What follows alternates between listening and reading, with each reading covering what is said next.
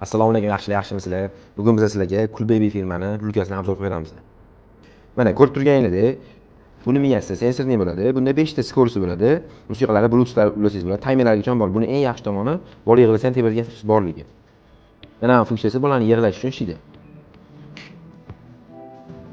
Mana bu rulkamizda ballonlari bor. Bemalol xonadan xonaga olib, yo bo'lmasa buni saldanib qolib teylarni tozalasa bo'ladi. Mana bu ondan mikrovatiga barampas bo'ladi.